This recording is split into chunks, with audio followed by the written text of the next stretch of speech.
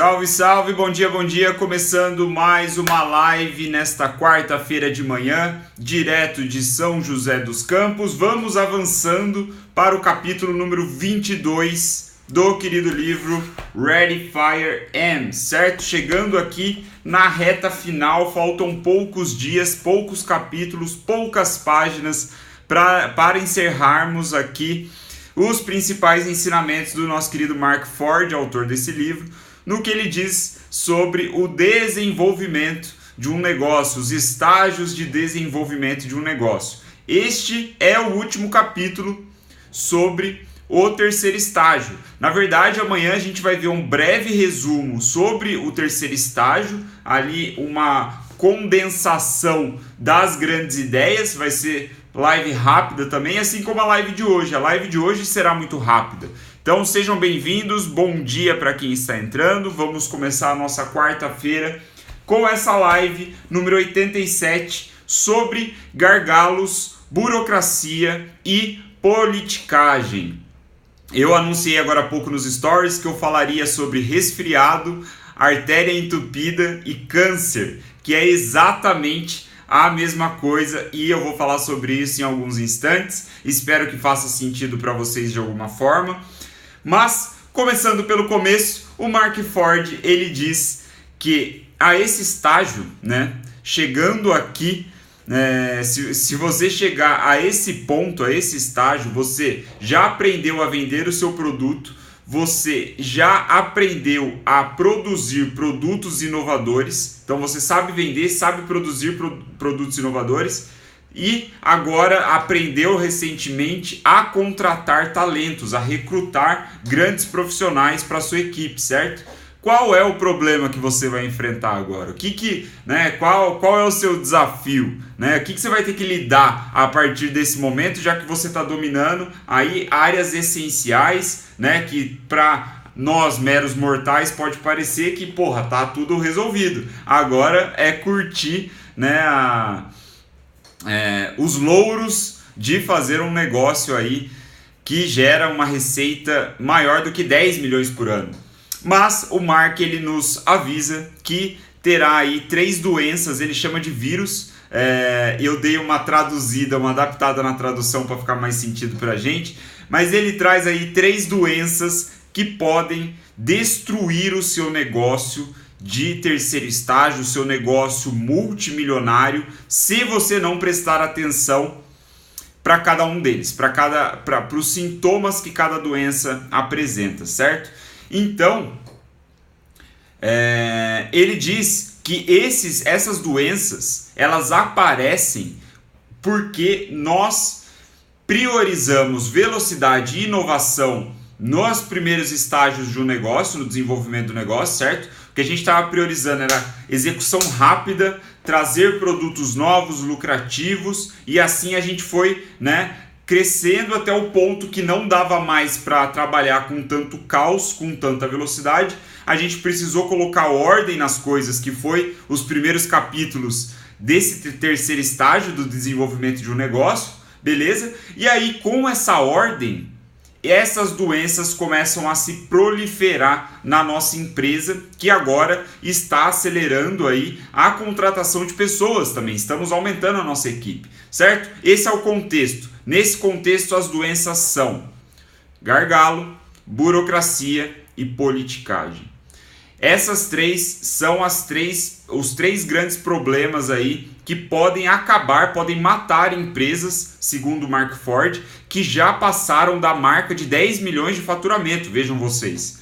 Então, essas 3 doenças que ele chama, cada um com o seu grau aí de perigo, vamos dizer assim, o seu grau de problemas, é justamente nessa ordem: gargalo, burocracia e politicagem. Gargalo é o nosso resfriado. Por que o gargalo é o resfriado? Porque o resfriado é aquele tipo de doença que você consegue perceber com certa facilidade e consegue lidar com ele também com certa facilidade. E o gargalo, ele diz que vai acontecer, para quem não sabe, não tem conhecimento desse jargão aqui dos negócios, o gargalo é quando uma pessoa ou um procedimento acaba atrasando o andamento de todo o resto, fica atrasando as coisas. pessoas ou procedimentos.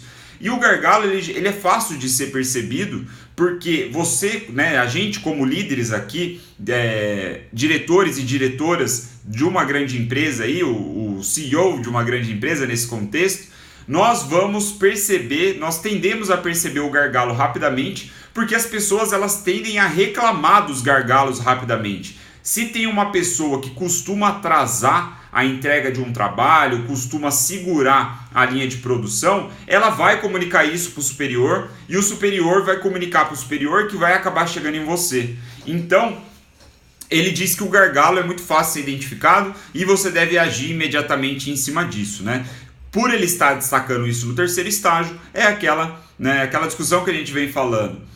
Se ele está falando só agora no terceiro estágio, a gente deve gastar energia, recurso só no terceiro estágio para ficar preocupado mesmo, ter esse olhar sobre esses 3 problemas, na verdade, diariamente, né? Nos outros estágios, nem tanto. Mas aí ele coloca um ponto que é interessante, que ele fala que o gargalo que você deve se preocupar um pouco mais é o que você mesmo causa. Você como líder, como diretor, presidente, dono da porra toda, você é o gargalo mais prejudicial que pode acontecer. Por 2 motivos. Primeiro, porque você está no topo da cadeia alimentar. E segundo, porque ninguém vai te falar isso, né?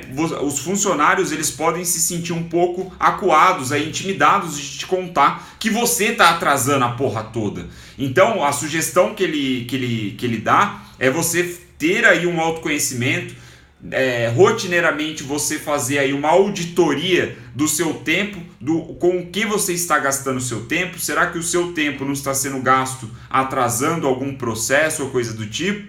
Ficar muito ligado com isso, porque ele diz que você, nesse estágio, você tem que sair da frente. Sai do meio do caminho e deixa a empresa correr naturalmente. Não fica atrasando muitas coisas. Ficar ali, geralmente são picuinhas onde você quer garantir certa qualidade em cima das coisas. E aí a solução dele é contratar alguém ou colocar alguém já dentro da empresa para fazer isso que você está fazendo, que está tomando o seu tempo, né? Então a gente falou sobre o resfriado. O resfriado é o gargalo, né? Fácil de ser identificado, fácil de ser tratado e não traz assim tanto dano para a empresa. Mas a gente chega para a artéria entupida. E a artéria entupida pode sim ser um problema um pouquinho maior, que é a burocracia. Ele diz que qualquer sistema ou protocolo que existe independentemente da proposta de valor do seu negócio deve ser eliminado. O que ele quer dizer com isso? É todas as coisinhas, assim, os procedimentos, as regras que alguém vai inventando, ninguém sabe muito bem por quê, que atrapalham as coisas de fluírem naturalmente. E aí ele deu um exemplo muito claro que, puta, mata a pau isso aqui, tipo, já conclui o exemplo, né? Que é o seguinte, ele falou que numa das empresas aí que era sócio, eles contrataram um diretor de operações lá, e o diretor de operações ele inventou que todas as vezes que as pessoas precisavam enviar um e-mail ou um memorando para o resto da empresa, eles precisavam seguir determinado procedimento. E parte do procedimento era o seguinte: os diretores eles tinham que ser, o nome dos diretores tinham que ser escritos no memorando com letra tamanho 12, os gerentes tinham que ser com tamanho 11 e outros membros da equipe abaixo da hierarquia tinha que ser tamanho 10. Porra, imagina um negócio desse, velho. E eu consigo imaginar alguém criando de fato essa merda, sabe? Porque parece ser uma boa ideia para deixar organizado, para deixar bonitinho, mas no fim das contas, no meio da rotina, no meio do caos, essa merda não ajuda em nada, só atrapalha. Então esse tipo de burocracia desnecessária, que não vai agregar em nada na vida do cliente, tipo uma comunicação interna da empresa, né? Esses memorandos, esses e-mails, o cliente nunca vai nem ver essa bosta e os caras ali fazendo esse... ficar escovando bit, né? Sei lá qual que é uma forma melhor de traduzir isso. É perder tempo com coisa desnecessária. O que ele diz é que a burocracia ela é mais difícil de ser percebida justamente por esse tom que eu falei no início. ela começa sem muita explicação e as pessoas começam a seguir isso sem saber por quê também. Elas seguem porque sempre foi assim, né? Então esse sempre foi assim acaba fudendo com tudo, porque ninguém questiona por que a burocracia existe, ele simplesmente cumpre ela. Então ela é mais difícil de ser identificada. E aí o lance da artéria entupida, né? Exatamente, a vaidade falando alto, e a vaidade ainda pior no próximo ponto que a gente vai falar. Mas o que ele sugere, fazendo analogia aí com a artéria entupida, é muito legal, que a sugestão dele para acabar com a burocracia é justamente você ter uma abordagem de prevenção e não tratamento, né? Então você vai se prevenir de que aconteça a burocracia, e você previne isso implementando, agindo ali proativamente para que exista uma cultura da eficiência no seu negócio, né? Para que as pessoas priorizem a eficiência e parem de ficar perdendo tempo com bobagem, né? Então ele diz que explicar aos gerentes que uma ação desnecessária é como deixar de fazer alguma coisa boa pelo seu cliente. Então, enquanto tem alguém fazendo isso daí, como meu pai falou, colocando perfume em merda, enquanto alguém está fazendo esse tipo de burocracia, mostrando como escrever um e-mail, coisa assim, né, interno, você está deixando de colocar energia em algo que pode trazer benefício para o seu cliente. Por isso ele diz que, né, essa é uma das formas de você mostrar de uma maneira gentil, né, simplificada, para o seu cliente, ou melhor, para o seu gerente, de que ele está...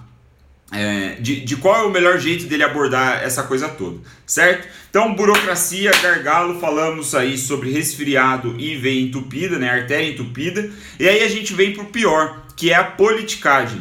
A politicagem, segundo Mark Ford, ela é como um câncer. Ela é muito mais perigosa, ela é muito mais destrutiva, porque ela começa destruindo as pessoas por dentro.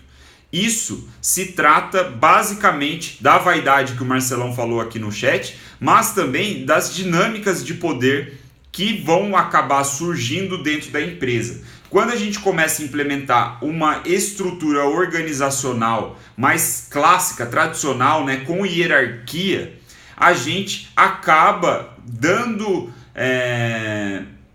como eu posso dizer, a gente acaba dando um contexto, um ambiente para que nasça essas dinâmicas de poder, onde um diretor manda em um grupo de gerentes, um gerente manda em um grupo de supervisores, esses supervisores acabam ali tendo mais poder do que as pessoas que estão, né, na base dessa cadeia alimentar, vamos colocar assim, na base da hierarquia, e assim a gente tem uma dinâmica de poder, e a gente sabe que o poder tende a corromper certas pessoas. Poder demais na mão das pessoas é um problema, e a gente vê isso com os políticos, né? Os políticos brasileiros são um exemplo clássico. Nós brasileiros sabemos melhor do que ninguém a merda que é você dar poder para pessoas que não fazem a menor ideia, que não tem um preparo intelectual, né? Vamos colocar assim.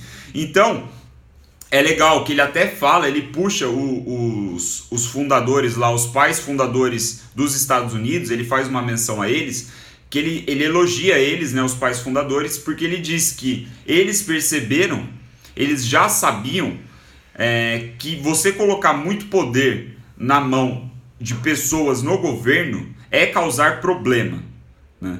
Então, a Rafa sabe muito bem disso, mas ele puxou os pais fundadores e ele falou que esses caras sabiam que colocar muito poder na mão de poucas pessoas ia destruir a sociedade. Então, na federação, na forma como os Estados Unidos foi constituído, né, na própria constituição aí desses pais fundadores, eles tentaram limitar os poderes de quem tinha poder, né? Ele tentou colocar regras ali, fazer uma dinâmica, que é bem legal, assim, como ele cita isso, e deixa claro que, cara, estado bom é estado pequeno, é estado que não tem tanto poder assim, né? Pelo menos essa é a minha opinião, tá? E o Mark Ford também tem a mesma opinião. Então, trazendo para a perspectiva de negócio, nós devemos minimizar esse tipo de coisa, porque algumas pessoas podem começar a se comportar com certa vaidade, podem gostar do poder,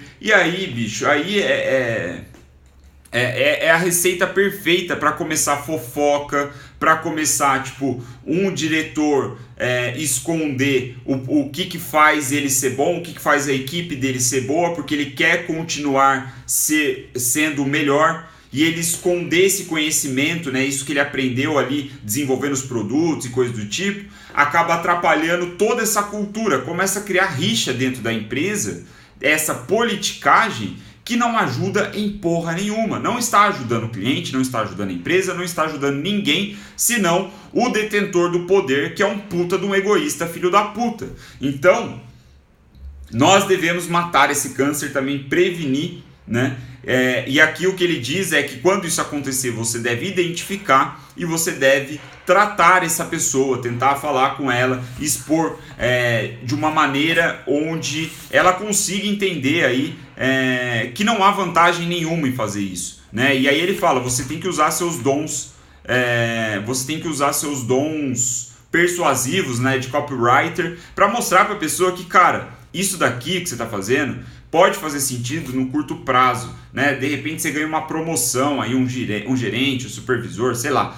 De repente você consegue uma promoção de cargo, mas no longo prazo isso só vai te matar, porque no fim as pessoas vão ver que você é um tremendo de um babaca, ninguém vai gostar de você, e aí ele fala que se você não conseguir dar um jeito no comportamento dessa pessoa, né, de uma maneira ética, de uma maneira positiva, você demite esse cara, porque ele é como um câncer, e o câncer você precisa extrair ele do corpo, né, na maioria das vezes. Então é isso que você tem que tratar. Se você não conseguir cuidar desse câncer, diminuir ele, você vai precisar tirar ele à força para que ele não tome conta da porra da empresa inteira, da área inteira e, né, destrua o seu negócio. Então é um tipo de cultura que você deve eliminar essa politicagem. E aí, para finalizar, puta, ele matou a pau. Eu curti pra caralho essa perspectiva que ele deu sobre essa questão de politicagem. Valeu o capítulo pra mim. Que é um capítulo bem curto, eu achei que seria até chato, pra ser sincero, eu falei ontem, né? Porra, você fala gargalo, politicagem e burocracia. Não quero ler sobre essa merda, né? Mas eu achei legal o que ele diz aqui, que ele fala o seguinte, que a política, os agentes políticos, os homens políticos, eles são praticamente o oposto dos homens de negócio. E ele resume isso em uma frase que é a seguinte, ele diz que os políticos, eles precisam de poder para fazer o bem, né? Eles não conseguem fazer o bem até terem o poder do cargo público. Esse é o político. Já o homem de negócio, ele não consegue ter o lucro se ele não fizer o bem, né? E aqui o bem ele coloca entre aspas, ele diz aí que existe, né, discussões em torno disso, mas é uma diferença muito interessante, muito legal,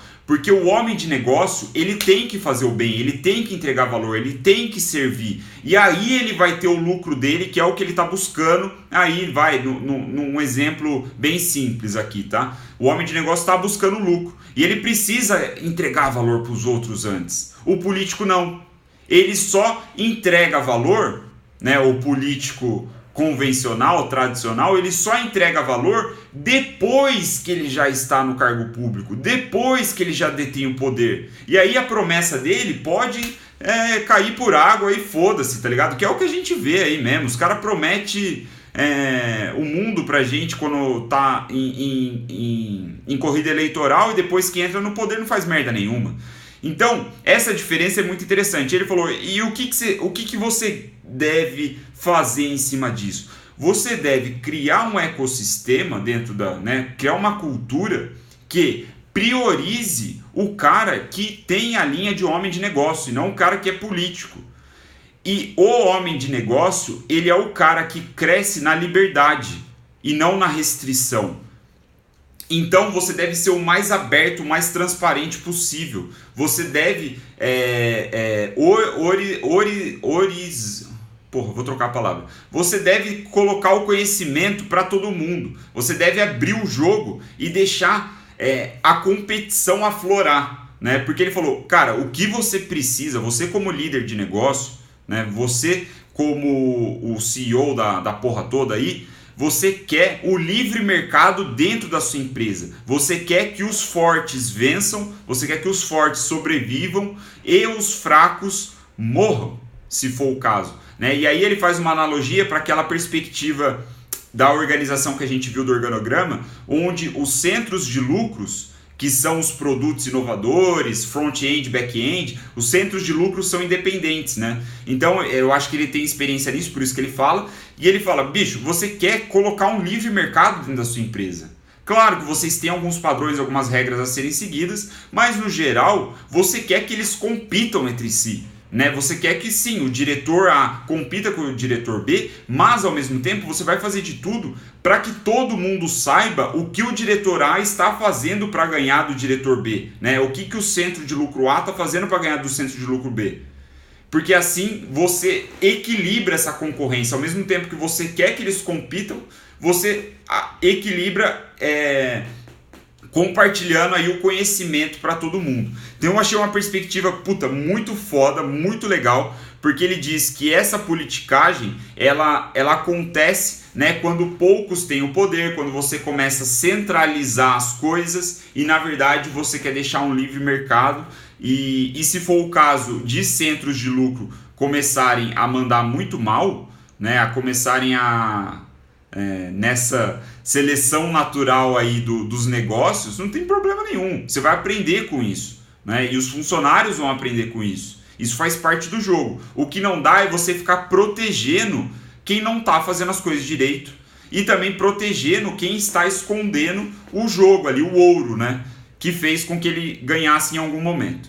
Então, ficou claro essa ideia, essa perspectiva entre o homem de negócios e o agente político, essa ideia principalmente dentro das empresas e coisas assim. Ficou claro ou não a explicação? Eu não sei se eu me fiz ser claro. Se ficou claro, deixa uma joinha aí para eu saber que fez sentido.